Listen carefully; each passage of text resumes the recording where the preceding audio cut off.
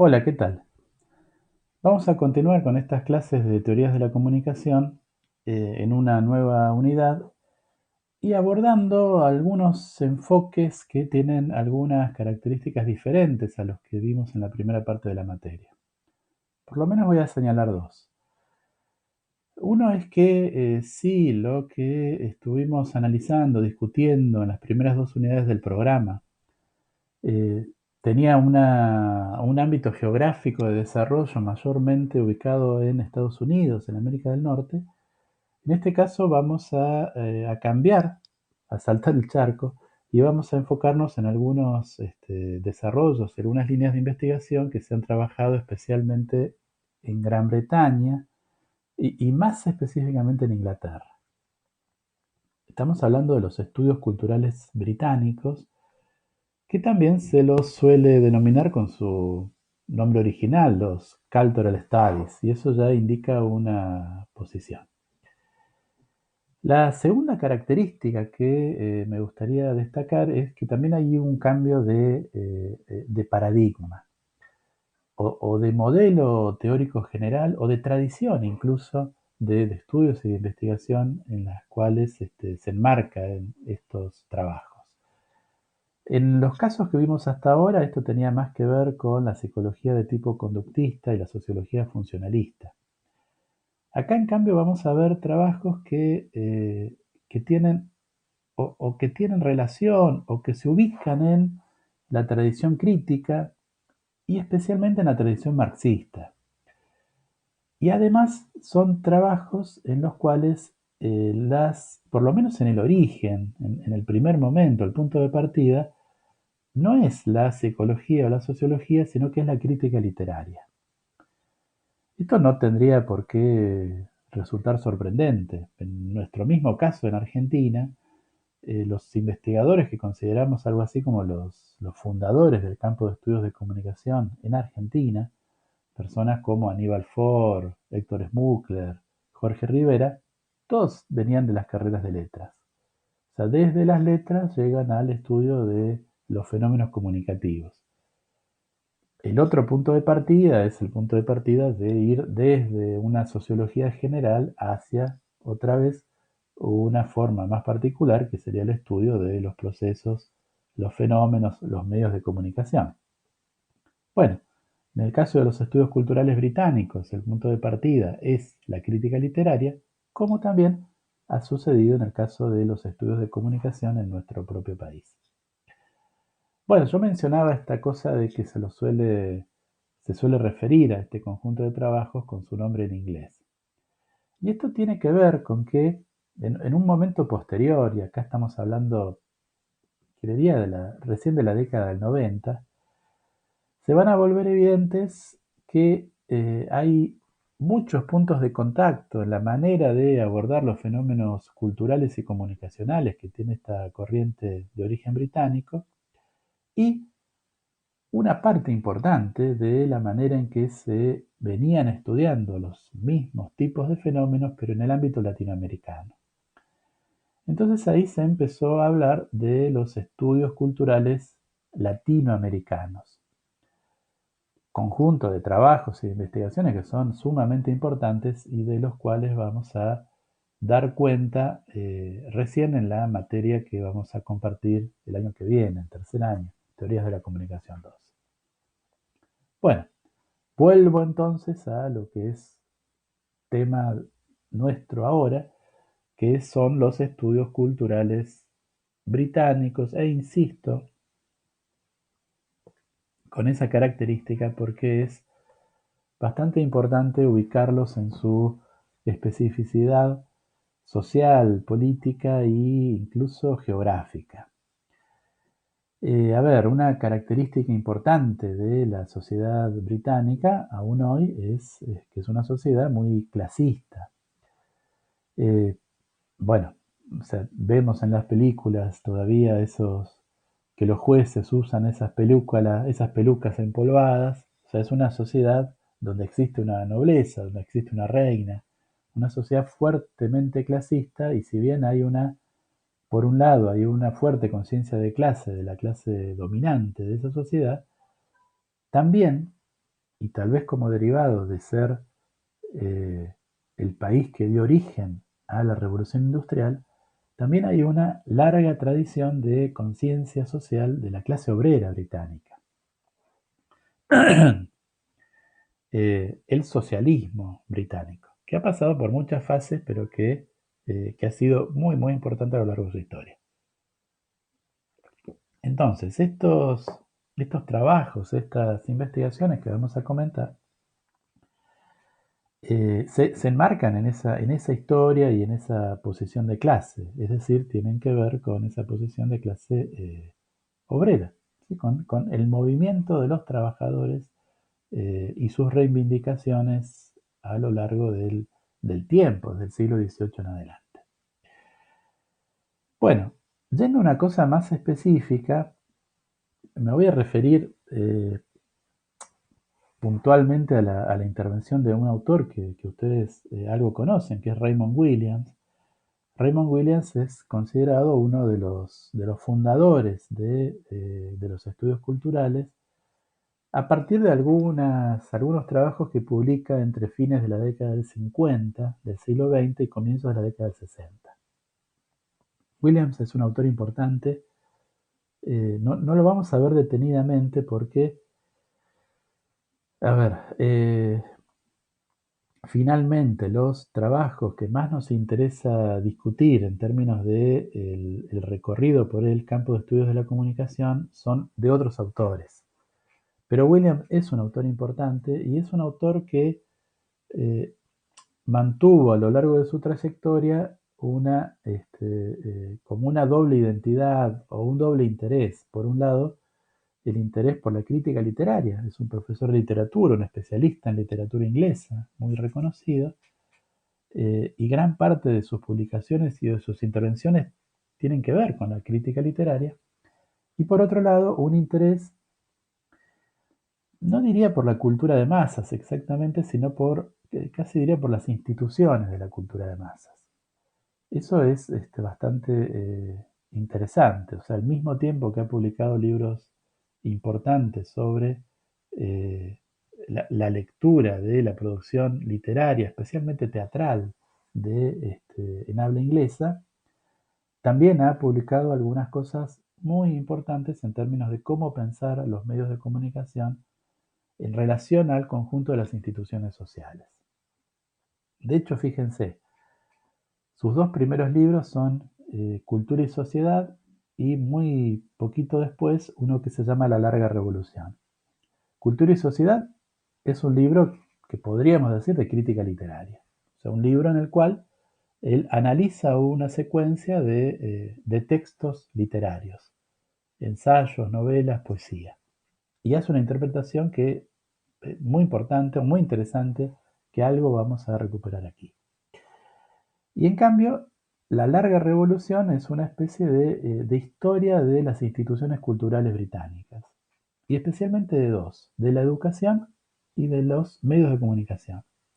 O sea, como él, desde el primer momento su proyecto intelectual combina estos dos intereses, estas dos patas.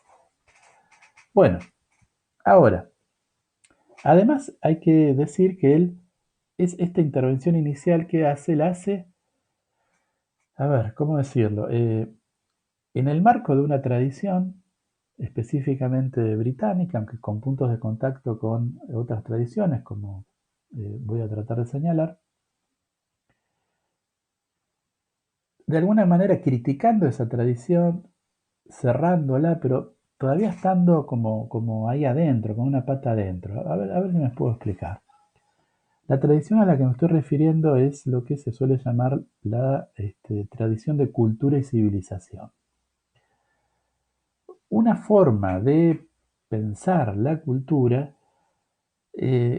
cuyo mayor exponente es un señor que se llamó Matthew Arnold.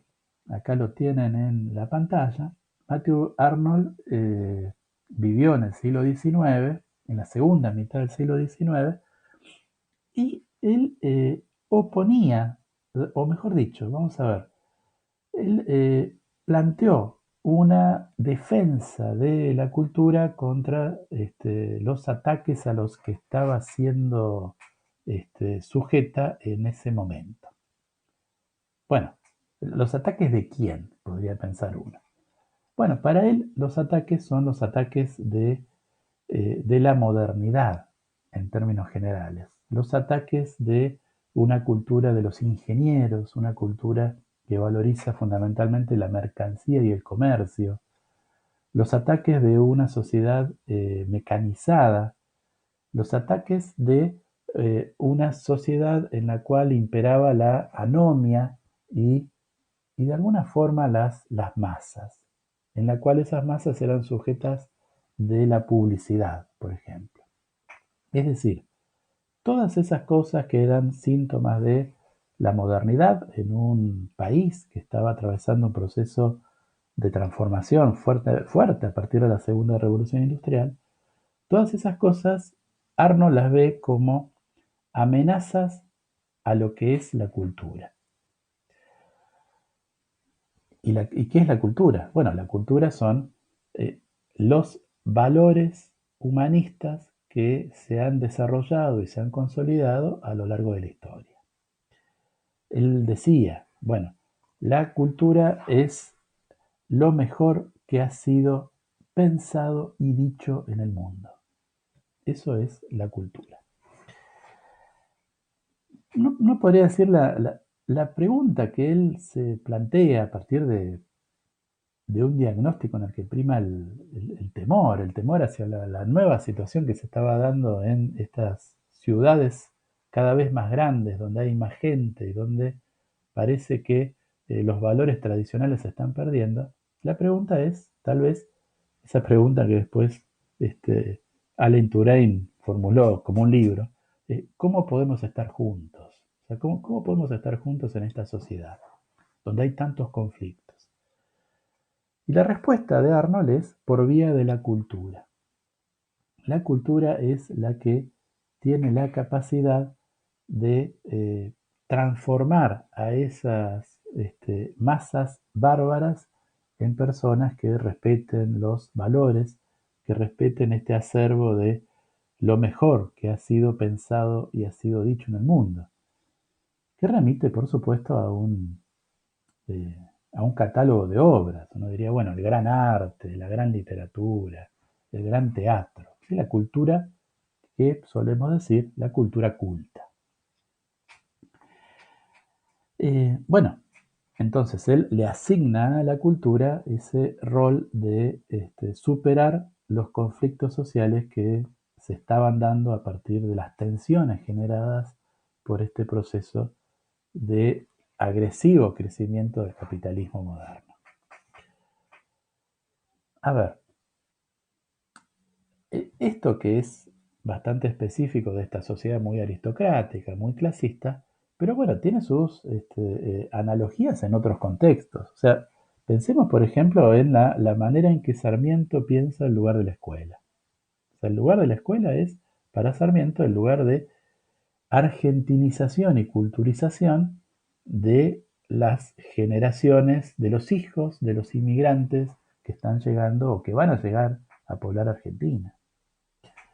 Esa es la idea. Él tenía un desprecio bastante fuerte por los pobladores autóctonos, ¿no? O sea, esa carta Mitre, eh, no ahorre sangre de gauchos, que para lo único que sirve es para abonar la tierra. Bueno, él despreciaba eso, pero al mismo tiempo lo que planteaba era un proyecto de incorporación a lo que él pensaba que era una propuesta de sociedad nacional. Incorporación a partir de la escuela. La escuela era lo que podía transformar a esos gauchos bárbaros y a esos bárbaros hijos de inmigrantes en ciudadanos de una nueva Argentina. Sarmiento es, como todos los personajes importantes, un personaje muy complejo.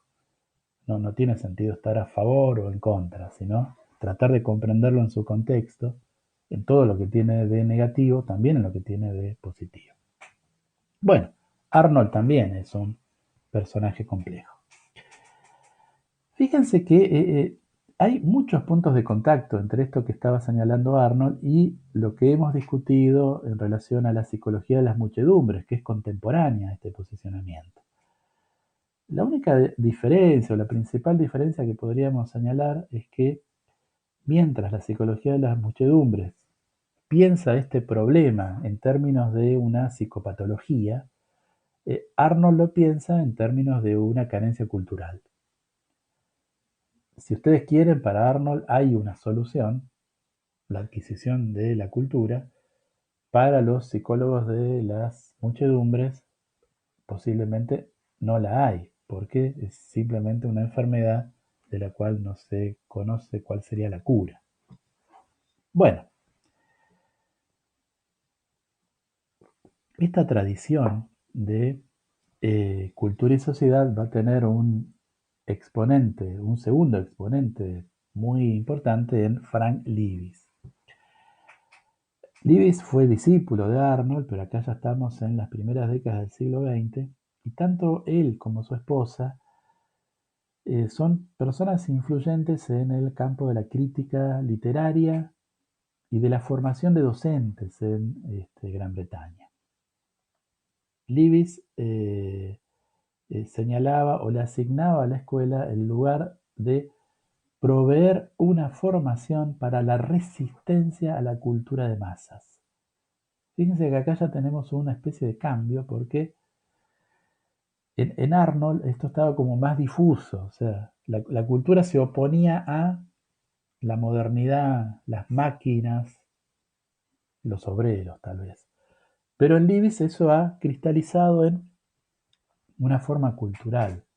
Ya no son las máquinas y la modernidad, sino que son los medios de comunicación que producen basura, que alienan a la gente, que los separan del acceso a las obras importantes, a eso que es lo mejor que se ha dicho y pensado. Lewis sostiene la misma idea de la cultura, es decir, la asimilación de la cultura con la alta cultura. Y el resto no es nada, no existe. Bueno, en esta tradición, por un lado, se forma Raymond Williams. Williams, a su vez, es discípulo de Lewis, pero por otro lado, es como el punto culmine. Williams tiene otro origen. Él siempre se reivindicó como parte de la clase trabajadora. Eh, no porque trabajar tuviera un trabajo manual, o sea, él era un académico de Cambridge, pero sí por su origen, por el reconocimiento de su lugar, de quién era su familia, sus padres, sus abuelos, y porque había accedido a estudios de élite a partir de, bueno, de becas, de un sistema de becas que lo posibilitó. Entonces, en la situación posterior a la Segunda Guerra Mundial, en los años 50, Williams va a empezar su reflexión. Y es una situación particular porque, digamos esto solamente como contexto general, por un lado se combina la pérdida del lugar imperial que había tenido Gran Bretaña, que pasa a ser una potencia de segunda en el contexto posterior a la Segunda Guerra, y por otro lado se daba con cosas como la intervención de la Unión Soviética en Hungría y después la denuncia de los crímenes de Stalin por parte del mismo comité del Partido Comunista de la Unión Soviética, se dio un quiebre en la utopía socialista que había alimentado a toda una generación de intelectuales y de activistas, no solo en Europa Oriental, sino en Europa Occidental también. De ese caldo va a surgir una crítica en la cual muchos intelectuales van a tratar, o un grupo de ellos, va a tratar de mantener posiciones críticas, de mantener su afinidad y afiliación con el marxismo como forma de pensar el mundo, pero que se van a distanciar de la participación orgánica en las estructuras partidarias, especialmente del Partido Comunista. Bueno, en el medio de todo eso, la tradición de cultura y sociedad, el contexto británico, la crisis de la izquierda, Williams empieza a desarrollar su reflexión y, lo que va a señalar o en lo que va a insistir inicialmente, enfrentado a esta idea de Arnold Lewis, de la cultura como alta cultura, como lo mejor, que es una idea, por supuesto, fuertemente elitista, es en que la cultura no es solo eso, sino, dice él, la cultura es algo ordinario.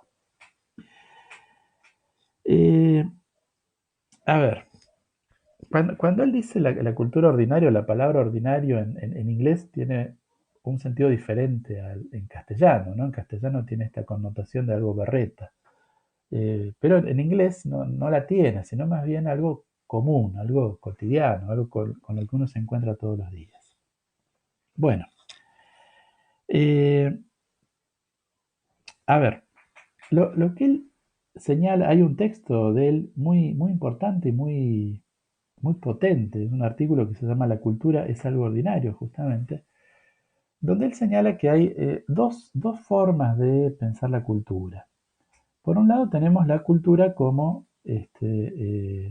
un modo de vida, una forma antropológica de pensar la cultura, la manera en que los antropólogos la piensan, la descripción del conjunto de costumbres, creencias, instituciones de una comunidad, una sociedad. Eso es cultura. No solamente el gran teatro y la ópera, sino eso también. Y por otro lado, cultura es también un reservorio de productos y de cosas que nos viene dejando la tradición. Eso estaría más cercano de eso que es lo mejor que se ha pensado y dicho, solo que para Williams no es necesariamente lo mejor, sino bueno, lo que ha quedado. Él dice, toda tradición es selectiva. Eh, de lo que sabemos del siglo XIX, bueno, nos quedó un conjunto de novelas que consideramos que son las representativas del siglo XIX, pero bueno, había muchas otras que no se recuerdan, que se han olvidado, no necesariamente peores. Pero bueno, resultado de un proceso social, algunas nos quedaron y nos quedaron como documentos de eso de ese tiempo que pasó. Entonces, la cultura, dice él, es las dos cosas. Las dos formas son cultura y en realidad lo que hay que tratar es que la gente en su vida cotidiana pueda acceder a ese conjunto de cosas que son lo mejor que ha dado una sociedad.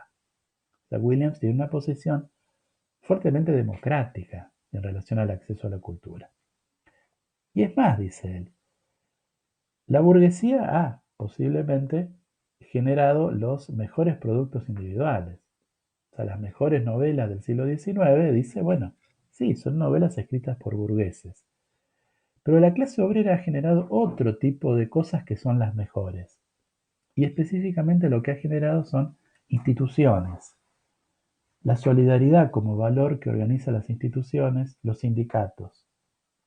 Entonces, el futuro, dice él, es el futuro una sociedad en la cual formas colectivas en las cuales la participación sea muy amplia y muy horizontal, sean al mismo tiempo la manera de acceder a las obras, a lo mejor que se ha dicho y se ha pensado.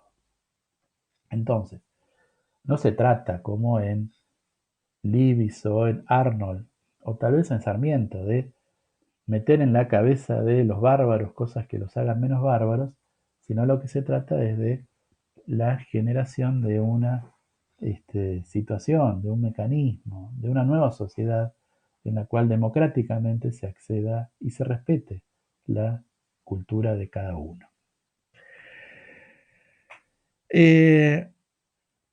Desde acá, él señala un rechazo a la idea de masas y a los prejuicios que se tienen acerca de las personas que supuestamente componen las masas. Y eso es bastante interesante para recuperar. Él Dice Williams en este artículo La cultura como ordinario. Creo que la gente corriente, no creo que la gente corriente se parezca de hecho a la descripción habitual que se hace de las masas, ni que sus gustos y costumbres sean bajos y triviales. Lo diré de otro modo. En realidad, no existen las masas, sino únicamente formas de ver a las personas como masas. Esta frase que él repite en La larga revolución es muy, muy interesante. Dice, no existen las masas, lo único que existe son formas de ver a las personas como masas. Es decir, la categoría masa y todo lo que supone tiene más que ver con la necesidad del que está mirando el proceso que con lo que ese proceso tiene en sí o esas personas tienen en sí como características. Williams dice en otro momento, bueno, cuando a mí me dicen que las personas de la masa son ignorantes, no tienen cultura, no tienen valores, yo digo, bueno, efectivamente vos no conocés a nadie de la clase obrera. O sea, yo sí, dice, yo los conozco porque vengo de ahí. No tienen nada que ver con la descripción que me estás dando. O sea, Williams en eso es muy enfático, escribe muy bien Williams, y es muy interesante en sus posiciones porque aún décadas después nos siguen haciendo pensar. Bueno, entonces de alguna manera lo que abre Williams y también otros autores hay intervenciones contemporáneas de Richard Hogarth y Edward P. Thompson, que entre los tres son considerados como los padres de los estudios culturales. Bueno, lo que habilitan es una nueva manera de ver la cultura obrera. Ya no como un déficit, como lo que le falta, como lo que carece, sino como lo que tiene y como lo que necesita ser estudiado y necesita ser comprendido. Bueno, esta forma nueva de ver a la cultura obrera y a la cultura de masas también va a encontrar un lugar institucional en la Universidad de Birmingham, en una institución que se llamó el Centro para los Estudios Culturales Contemporáneos. Y ahí de alguna forma se le puso nombre a esta corriente de los estudios culturales. El primer director de este centro va a ser Richard Hogarth. Hogarth había publicado un libro que se llama, este, eh, bueno, en la traducción al castellano fue La cultura obrera en el capitalismo, pero el título original era algo así como usos del alfabetismo, ¿sí? Usos de la alfabetización. Eh, muy interesante, aunque en el tiempo ha sido muy criticado por algunas limitaciones que tiene ese trabajo. Pero bueno, ocupó este rol de director unos pocos años y le dio lugar a una persona que va a constituirse en el eje del proyecto de los estudios culturales durante 3 décadas, y esa persona se llama Stuart Hall. Bueno, Stuart Hall dirige el Centro de Estudios Culturales Contemporáneos de la Universidad de Birmingham durante, bueno, prácticamente 2 décadas, un poco menos creo. Y lo que va a hacer inicialmente este grupo va a ser como una recuperación crítica de la tradición marxista acerca del análisis de la cultura. Mm, Y bueno, de alguna manera uno podría decir que lo que van a tratar de hacer es aclarar la famosa frase de Engels y Marx en la ideología alemana. eh, la frase ustedes la conocen, dice, las ideas de la clase dominante son las ideas dominantes en cada época, o dicho en otros términos, la clase que ejerce el poder material dominante en la sociedad es al mismo tiempo su poder espiritual dominante. Eh, O sea, se trata de pensar la cultura y especialmente las culturas populares como lugares de lucha y resistencia. ¿Por qué digo que se trata en principio de aclarar esta frase? Porque bueno, uno podría decir que esta frase en su simplicidad y contundencia, frase además múltiples veces repetida, tiene por lo menos dos complicaciones. Es una frase complicada. La primera es que parece que establecer una relación directa entre las posiciones estructurales, las clases sociales, y las ideologías que portan esas posiciones estructurales, las ideas. Las ideas de las clases dominantes son las ideas dominantes en cada época. O sea, hay una clase dominante que tiene ideas dominantes, hay una clase dominada que tiene ideas dominadas. En esta forma de pensar las ideas, Balibar va a decir mucho después, es como si las personas, por el hecho de tener una posición estructural, de ser parte de una clase social, tuvieran como la matrícula de un auto pegada una ideología. Y basta con pensar un poco en la propia experiencia y uno sabe que no es así. O sea, uno sabe que hay personas que tienen la misma posición estructural que uno y que son distintos de uno porque tienen otras ideas, porque votan a otros candidatos políticos, porque les gusta otro tipo de música, porque tienen otras creencias religiosas, porque tienen otros gustos estéticos. Entonces, esa otra persona que por ahí tiene el mismo trabajo, el mismo ingreso y vive en el mismo barrio que yo, respecto a sus ideas es totalmente diferente. No parece haber una relación directa entre clases e ideas, sino que hay un tipo de relación que pareciera que es necesario eh, analizar un poco más detenidamente. La segunda complicación que tiene esta frase es esta idea de la dominación de las ideas. Las ideas de la clase dominante son las ideas dominantes. ¿Por qué? Porque, bueno, eh, es obvio que algunas personas pueden dominar a otras y de hecho lo hacen. Pero las ideas pueden dominar a otras ideas. No parece que esa fuera la relación entre las ideas. ¿Qué habrán querido decir Marx y Engels con esta afirmación? Bueno, eh, uno puede pensar o puede tratar de deducir qué habrán querido decir y además qué puede querer decir hoy.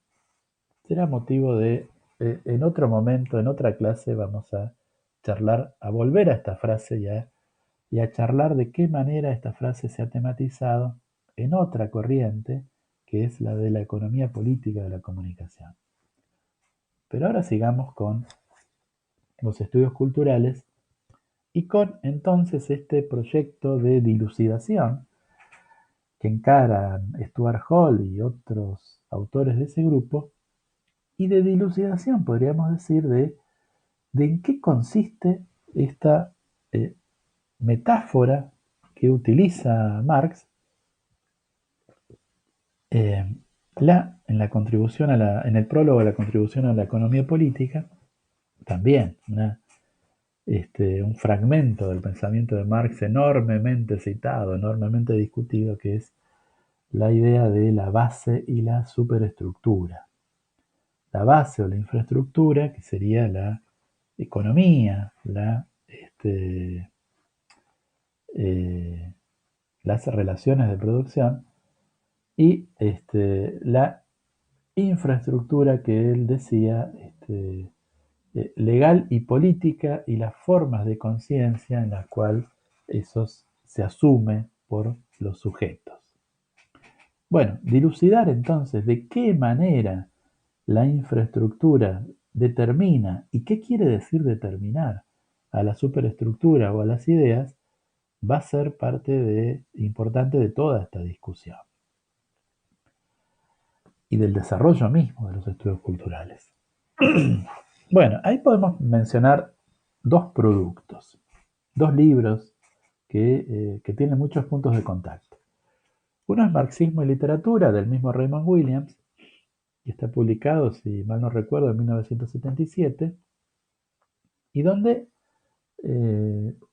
tiene tres partes, pero la segunda parte justamente es todo un desarrollo genealógico de la manera en que el marxismo ha pensado la relación de la determinación de la cultura por parte de la infraestructura. Y cómo esta relación ha sido crecientemente compleja. El otro libro que tiene un desarrollo con bastantes puntos de contacto es Estudios Culturales 1983 de Stuart Hall.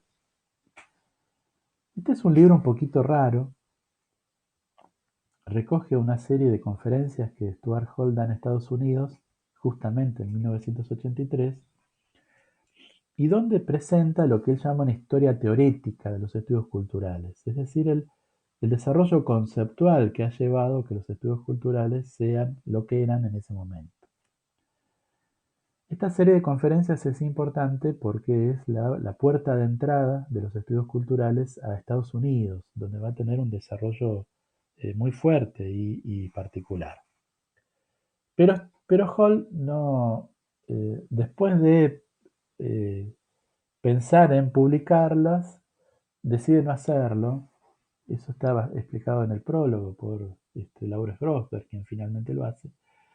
Decide no publicar este conjunto de conferencias y recién se va a publicar en años recientes, creo que hace 5 o 6 años en inglés y un poquito después en castellano, después de la muerte de Stuart Hall.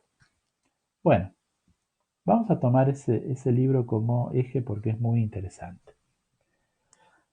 Hall hace también un recorrido por las distintas maneras en que se ha pensado la relación entre infraestructura y superestructura.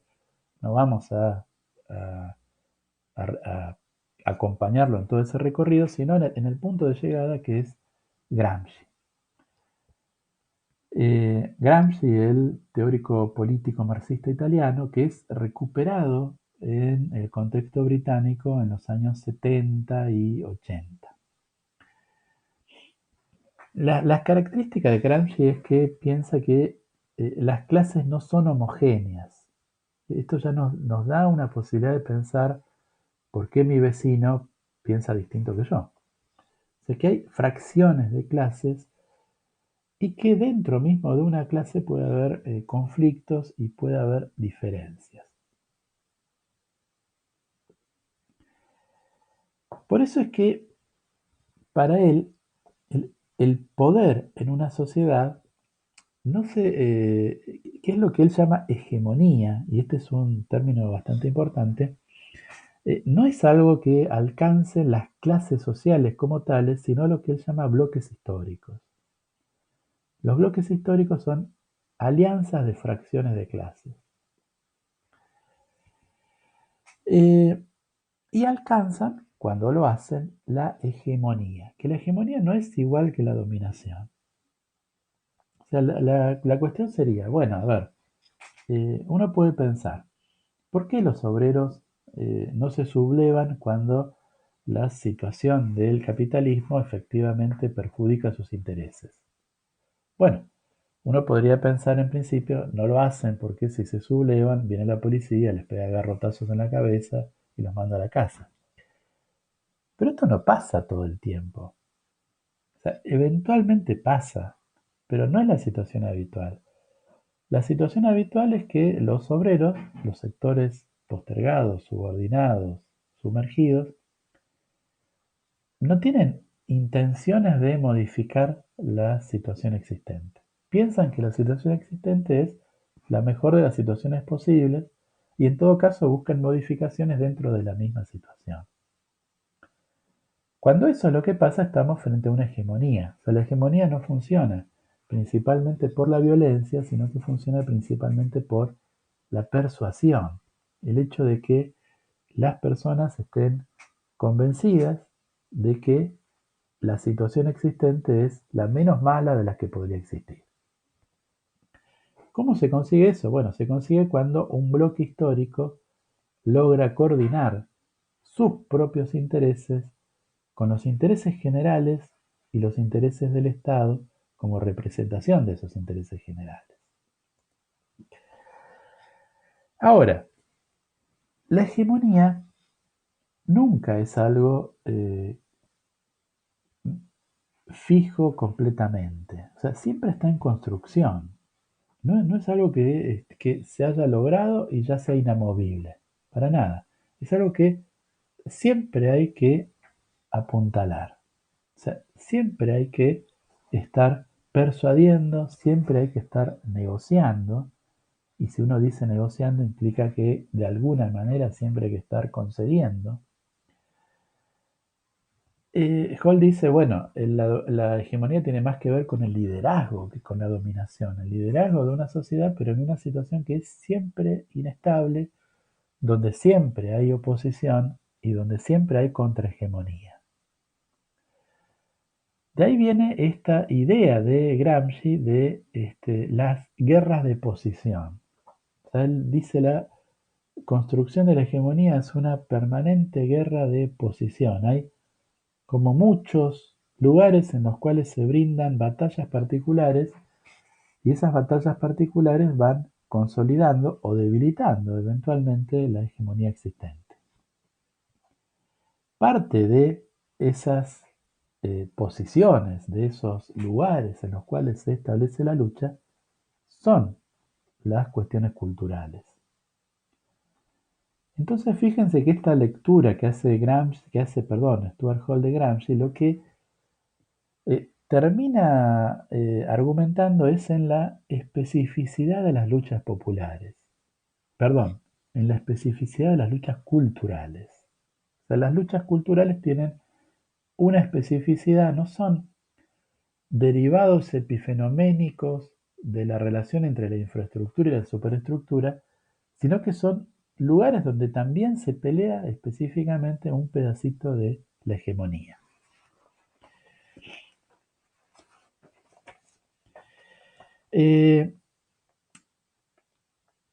Esto lo lleva a pensar entonces en que esas luchas culturales eh, están relacionadas con los factores como la clase, la etnia y el género, o sea, los factores sociales estructurales más fuertes, están relacionados, pero no están subordinados, sino que hay algún grado, podríamos decir, yo no recuerdo si lo utiliza el término de autonomía.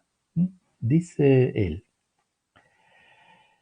el campo del discurso ideológico, los sistemas de representación que articulan el terreno de la ideología, no están organizados por las posiciones económicas de clase ni son directamente reductibles a ellas. O sea, el hecho de que uno sepa cuál es la clase social a la que pertenecen las personas no me permite deducir cuáles son sus ideas, no me permite decir cómo se organizan sus sistemas ideológicos. Esto lleva a que pensemos en que hay un valor, y bueno, esto creo que lo reconocemos así, tal vez como un logro o un éxito de movimientos como los estudios culturales, en que hay un mérito en luchar por el significado de las palabras. En el texto, en la conferencia que ustedes van a leer, él se detiene especialmente en la palabra democracia, en cómo esa palabra que surge, y libertad, palabras que surgen del léxico y de las luchas de la burguesía, dice, no son por eso cosas que hay que dejarle solamente a la burguesía, sino que son palabras que hay que tomar desde otras luchas y resignificar. Bueno, a partir de esta dilucidación por llamarlo de alguna manera, en los años 70 el Centro de Estudios Culturales va a encarar podríamos decir, dos líneas de investigación importantes. La primera es el estudio de las subculturas juveniles británicas de la posguerra, Hay un libro ahí colectivo editado justamente por Hall y por Jefferson que se llama Resistencia mediante rituales y donde se eh, compilan varias de estas investigaciones sobre grupos específicos. Eh, los mods, los rockers, los rastafaris. No recuerdo si hay alguna sobre los skinheads también. Bueno, ahí en principio lo que es evidente en el estudio de estas distintas subculturas juveniles, tribus diríamos ahora, es que hay diferencias estéticas marcadas. Eh, en el análisis que hacen los autores de este grupo, esas diferencias estéticas tienen alguna relación con las clases sociales, pero no es una relación directa. Ellos dicen que más que haber una relación directa entre la clase social y la expresión estética de una subcultura, lo que hay es, dicen hay sombras de las fracciones de clases. O sea, las diferencias internas a las clases es como que de alguna manera tienen algo que ver con esas expresiones y esas diferencias estéticas. Y ahí ellos plantean que, bueno, que además de, a ver, en ese momento las diferencias entre los mods y los rockers, lo que nosotros diríamos los rolingas.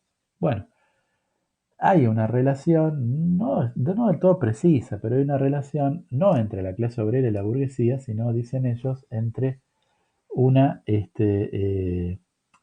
clase media en ascenso social y una clase media que no está en ascenso, que está apenas consolidando sus posiciones o que está en descenso.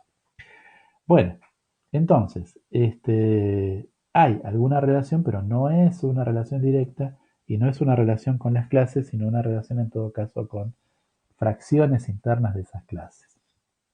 Y hay otro aspecto que es el aspecto de la contradicción generacional. Y ahí lo que ellos plantean, y es muy, muy interesante, es que también ahí hay diferencias internas a las clases sociales y por lo menos en lo que ellos llaman dos fracciones de la clase media, la fracción progresista y la fracción provinciana. La facción progresista que está más asociada a procesos de ascenso social y que adhiere más fácilmente a las novedades estéticas y culturales, y la facción provinciana que eh, no tiene esas posibilidades, que por ahí está más limitada en sus posibilidades de ascenso y que se refugia en posiciones más conservadoras.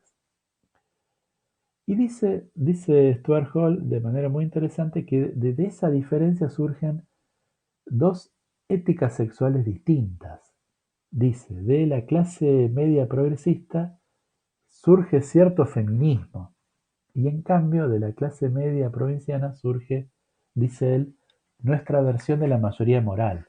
La mayoría moral era la manera en que en Estados Unidos se autodenominaban los sectores más conservadores, sectores vinculados al protestantismo evangélico más radical, etcétera, etcétera. Diríamos hoy los votantes de Trump. Bueno, entonces, hay ahí una cosa interesante en torno a las subculturas juveniles. La otra cosa interesante o la otra línea de investigación tiene que ver con la ideología en los medios. Hay un artículo de Stuart Hall que se llama Los medios y el efecto ideológico. Pero yo me voy a referir más a un libro que ha sido bastante polémico, importante, libro que publican en 1978 y que podríamos traducir como Vigilando la crisis. Y ahí se refieren específicamente a un tipo de pánico moral. ¿Qué es un pánico moral? Bueno, especialmente en el contexto sociológico británicos, desde los años 60, esta es una categoría bastante discutida y que tiene que ver con cómo aparecen algunos elementos que son enmarcados como riesgos, como peligros para el sistema, sin que necesariamente sean realmente peligrosos, y cómo eso va generando la necesidad de una intervención por parte de las autoridades, y eso está mediado por justamente los medios de comunicación. Eso es lo que señala en general la idea de pánico moral. ¿Verdad? La manera en que los medios de comunicación construyen un miedo sobre algo que aparece como una amenaza, pero que si no mediara la acción de los medios, no se convertiría en el tipo de cosa importante en la agenda y en el tipo de cosa que necesita una respuesta por parte de las autoridades y el Estado. Bueno, ellos analizan en este contexto lo que llaman la espiral de significación. La manera en que los temas van generando eh, importancia, se van volviendo importantes, y al mismo tiempo también la manera en que los procesos de producción de las noticias condicionan esa forma de volverse importante. Hay muchos puntos de contacto acá con las corrientes del newsmaking y del framing, que algo estuvimos viendo. Destacan especialmente que para los medios de comunicación las fuentes institucionales son importantísimas y que por lo tanto los medios, según ellos, que tienen una visión muy crítica al respecto, muchas veces terminan siendo una amplificación de la manera en que los poderosos ven las cosas. Con esto, como teoría general, ellos se concentran en un caso especial que se llamaba el mugging.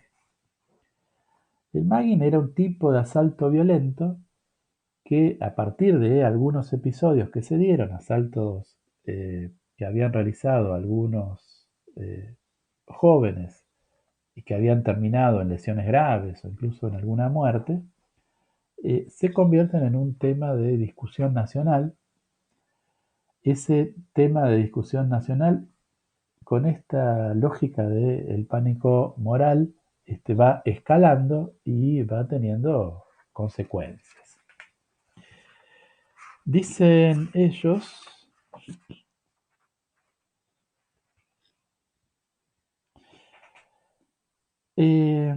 o mejor dicho, dice Kenneth Thompson respecto a esta investigación de Stuart Hall,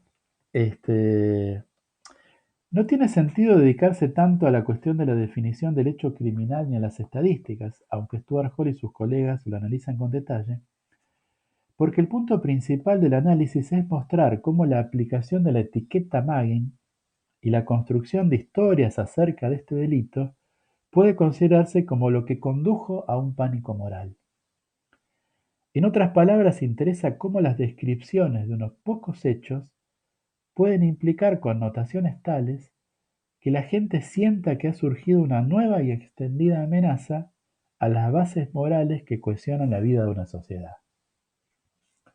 Bueno, nosotros podemos pensar ejemplos más cercanos. En las cuestiones relacionadas con el delito, hay ejemplos todo el tiempo. Se me ocurre pensar en las salideras bancarias. A ver, eh, me imagino que siempre ha habido casos en los cuales se esperaba que alguien saliera del banco con plata y se lo asaltaba. Pero fue el caso de Carolina Píparo en La Plata el que generó un pánico moral y empezó a ver por todos lados. Los medios encontraban salideras bancarias. Se le puso el nombre. Este es un nuevo tipo de delito, la salidera bancaria. Y terminó incluso con restricciones y con nuevas disposiciones respecto a cómo tienen que funcionar los bancos. Además, y esto pasó con el caso del mugging, que hay una exigencia de penas ejemplificadoras para los delincuentes. En el caso del mugging hubo penas extremadamente severas para personas que habían cometido delitos, pero que en otro contexto hubieran recibido penas más suaves. Y además, y esto lo señalan Stuart Hall y los otros integrantes de este libro, había en el discurso de los medios una relación que trataba de explicar este nuevo tipo de delito violento a partir de la desintegración social que generaba eh, determinado tipo de relaciones, determinado tipo de instalaciones urbanas, el gueto. O sea, había una asociación que por ahí no se decía explícitamente, pero que quedaba implícita entre ser pobre y ser negro y ser un delincuente violento. Bueno, también en casos cercanos a nosotros podríamos ver muchos ejemplos de estas características. Bueno, para el momento que Stuart Hall hace esta presentación general en 1983, el proyecto de los estudios culturales se había complejizado, había derivado. Lawrence Grossberg, un autor de esta corriente, aunque él es norteamericano, habla de espacios problemáticos, como de distintas líneas de trabajo, distintos ejes de trabajo. Y a nosotros nos va a interesar uno particularmente. Grossberg lo llama el de la agencia y la resistencia, la manera en que las personas resisten el orden establecido, pero porque una manera que se ha tematizado especialmente esa resistencia es en términos de los consumos de los productos mediáticos. A fines de los 70, comienzos de los 80 y durante todos los años 80, este va a ser un tema muy importante para los estudios culturales y va a ser posiblemente la principal herencia que nos queda al campo de la comunicación, o sea, la manera en que se conceptualizó y se estudió empíricamente la forma en que las personas decodifican los productos de los medios de masas y cómo de alguna forma eso puede ser leído, tal vez lo discutiremos, como una instancia de lucha y de resistencia.